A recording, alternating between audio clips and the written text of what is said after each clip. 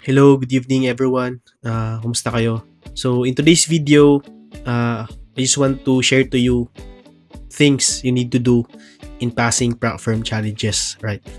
So sa previous videos, pinakita ko sa inyo yung mga top 3 prop firm na ma-recommend ko sa mga trader na gustong mag-try ng prop firm challenges. Okay? Kasi maraming mga Filipino, alam ko maraming mga Pilipino or even hindi lang Pilipino, may mga tao na magaling mag-trade, okay? Kaso nga lang, they are limited dun sa funds or sa capital. Kaya ang ginagawa ng iba, nasusunog yung account dahil nag-risk ng malaki. Kasi nga, they have only capital of 100, 200, 300. Malaki na yun, pero if you want to change your life talaga, kailangan mo talaga ng medyo may significant na capital. So, prop firm comes in. Kaya maraming mga trader ngayon lalo sa Pinas, mga Pinoy na sumusubok ng prop firm.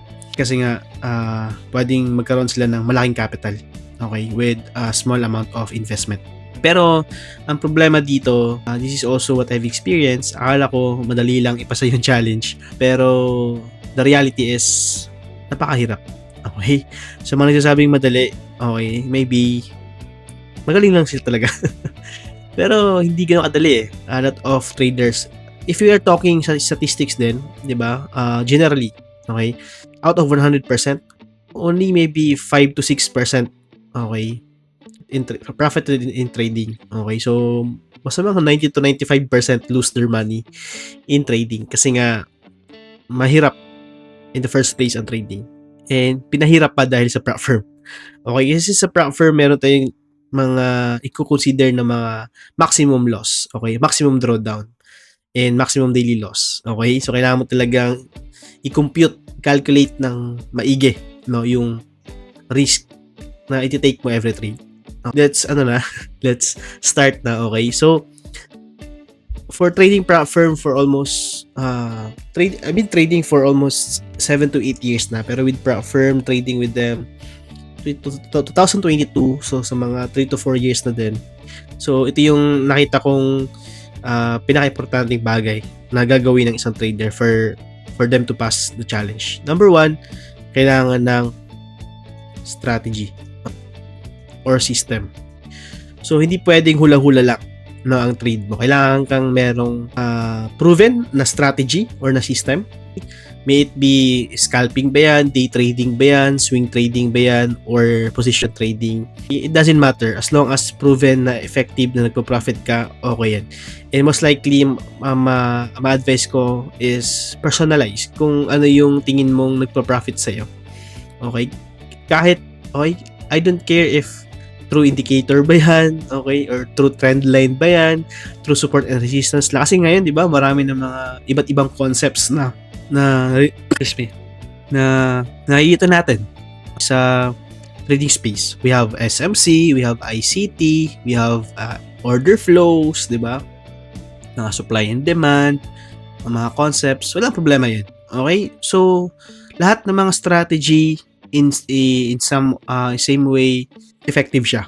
Okay? Kasi walang strategy na yun lang talaga yung effective. Lahat ng strategy man sabi kong effective. Okay? So, hanapin nyo po yung strategy na effective para sa inyo. Okay? So, personally, I've been trading with price action, okay? Using Fibonacci and the concept of AMD, accumulation, manipulation, and distribution. Ang iba tawag dyan, power of 3. But, hindi lang siya solely dun lang focus, parang in some way I've been dynamic in strategies kasi every market conditions is iba-iba, so kailangan maging familiarize tayo kung ano yung gagawin ni market.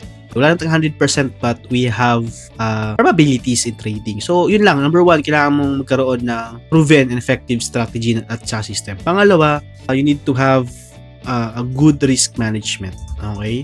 In trading prop firm, remember, may kinonsider tayong maximum loss na 10% at saka daily loss na 5%. Okay? Let's say sa 100k USD na account, okay? Ang 10% niyan is, saan yan? is only 10,000 USD. Okay? Don't forget also the daily loss na 5%. Okay, the 5% of that, sorry. Okay. So, maximum loss, ibig sabihin yun yung pinaka-max talaga na pwede mong i-loss. Then daily loss sa isang araw dapat hindi lalagpas ng 5,000. Okay? So, sa risk management naman, I do advise sa challenges, medyo kailangan mong i-aggressive na konti. So, let's say you use 1% per trade, no? So, you need to have 10 losing trades in a row, okay? Para mag-fail yung inyo phase 1 or yung challenge mo. Siguro kung meron kang 50% na winning rate, okay pa din yan. Kasi hindi naman naabot yan ng 10 losing trades, no? Pero kung 10 losing trades, talo talaga sunod, medyo may problema tayo sa strategy natin. Okay? So, kailangan mong i-check ulit yung inyong system. But, for 50%, 40% man yan, okay, walang problema as long as if you have 40 to 50% win rate in your strategy, okay, make it sure that you have 1:2 risk-reward ratio, okay? Kasi nga, if natalo ka ng, let's say, $1,000, okay, pero sa next trade, you will be able to win naman $2,000. So, net profit ka pa rin ng 1,000. Okay, so, maganda na gagamit ka ng risk-reward na at least 1:2. Okay, minsan yung iba nag-aim ng 1:3, 1:4, walang problema yun. Pero, sa prop firm kasi, kailangan mong depende pa din talaga sa risk, sa strategy kasi may iba manipis yung stop loss kaya umabot ng 1:5, 1:10 yung kanilang risk reward. Pero personally, if what works for you, then stick to it. Okay? Stick ka dun sa nag-work sa'yo. Pero personally, I advise to use 1:2 risk reward ratio. Okay? So, kailangan mo talagang magkaroon ng tamang risk management. Kasi yung iba naman, nag-risk ng 3% per trade, no? So, you need only to have maybe 3 to 4 losing trades in a row to fill that account. Tsaka kung 5% ang gagamit mo per trade, 2 losing trades lang in a row. So, mahirap kasi paano kung sa pangatlo, pang-apat ka pa makakuha ng tamang trades, no? So, I do advise na mag-aggressive kayo ng trade sa phase 1 din sa phase 2 naman. You could try pa din 1%, but I do advise to a little bit maging conservative tayo kasi phase 2 na yan eh. Ang karamihan kasi naging mas confident sila na easy peasy na tong phase 2 kasi nga napasa ko yung phase 1, 10% yung sa phase 1, tapos sa phase 2, 5% lang, no? So, kaya yung iba minamadali, kaya nafe-failed. Same with my experience. So, lesson learned, kung sa yung phase 1, relax muna, take a break. Basta kasi usually, pag napasa mo yung phase 1, automatically, meron ka nang agad ibibigay na phase 2 eh. So, wag mo munang i-trade. Pahinga ka muna, maybe take a break, maybe one day or overnight para mag-neutral yung inyong emotion. Para hindi ka maging overexcited. Okay? And pag napasa mo naman yung phase 1 and phase 2, okay, then you will be having a funded account. Okay, so is a glimpse lang tong sinishare ko, but we're gonna be talk deeper about this no, sa mga susunod na video kasi medyo maging mahaba ng video na to. Okay, pero sa pangatlo, no, pangatlong bagay na gusto kong i-share na dapat meron tayo nito para mapasa natin yung platform, which is the right mindset or our trading psychology. Okay? Tama ba spelling? Okay.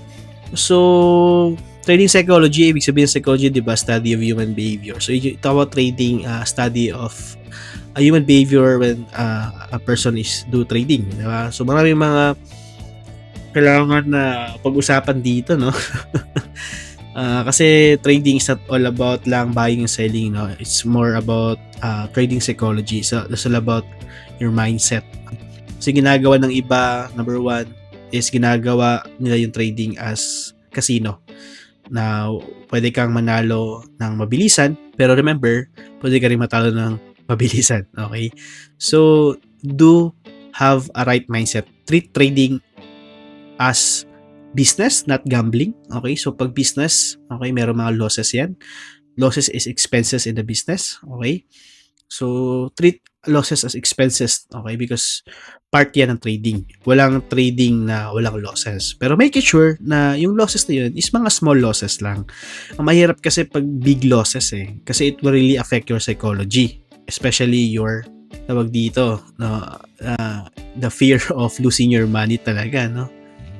And you will be depressed na. Then, you want, pag talo ka ng malaki, you need, gusto mong ma-recover ka agad, no, yung natalo mong pera. That's why yung ibang traders, even me in the past, no, which I've learned na, which is mali, na once you lost talaga, wag mag-revenge. Kasi pag nagre-revenge ka, lalakihan mo yung lot size, diba? Kahit walang tamang setup, papasukan mo, then it will incur more losses and it will give you more bad result in your trading. Okay? So advice ko, pag nag-loss ka, make it sure na maliit lang. Okay? Small losses lang. Okay? Na kaya sa psychology natin. Okay? So make it sure na meron ka tamang mindset, make it as a business, not as gambling, no? And sa prop firm naman, treat it as business model. Pag na-failed ka lang, no? Kasi let's say na-failed ka ng 2 beses, 1, 2, let's say $500 yung na-failed mo na challenges. So, nakabayad ka ng, let's say, 1,000 USD total. So, pangatlo mo, napasa mo, naka-payout ka ng 2,000 USD. So, nabawi na yung 1,000, nakikita ka pang 1,000. So, parang ganun, no? So, wag ma-discourage pag na-failed ka ng once, twice. Basta make it sure that you do it in the right way. Okay? Hindi yung bombahang trade. Okay? Basta you need to know na tama, sinunod mo yung mga parameters mo in trading challenges. Okay? So, tapos, the second thing is yung greed. Okay? So, naalala ko nung first prop firm account, no? It's FTMO. Okay? Napasa ko siya. Then, after 4 times na fail na ako, pang-apat, tsaka ako nakapasa. Okay? Then, excited na ako na mabawi yung losses ko kahit 5% lang or 5K USD para mabawi ko yung fail. May sobra pa. No? Then, nangyari, okay, inabot ng 3% yung profit, pero hinangad ko pa maging 5%. So, sa kangarang kong mag-profit pa ng malaki, na-breach pa yung funded account. Once you have a funded account, make it sure na makakuha ka ng first payout. So, kahit 1% lang yan, 0.5%, grab it. Okay? Kasi pera na yan. Hindi mo ma-appreciate kasi nasa computer mo lang. Pero once you have it on your hands, no, na na-withdraw mo sa bank and you can see na, oy, this is really totoo talagang pera na nakuha mo, then you appreciate even that's only $500, $1,000, it's a big amount of money, especially here in the Philippines. Okay? So, yun lang, no? Masyadong mahaba na. But, yeah. So, ito lang yung top 3 things na gusto kong i-share na pwede nyo pong i-apply, no? I always remember if you're gonna be taking and passing prop firm challenges. So, yun lang. I hope nakatuloy yung video na to. I'll be making more videos about prop firms and tips and advices. So, yun lang. God bless and have a good day. Ciao!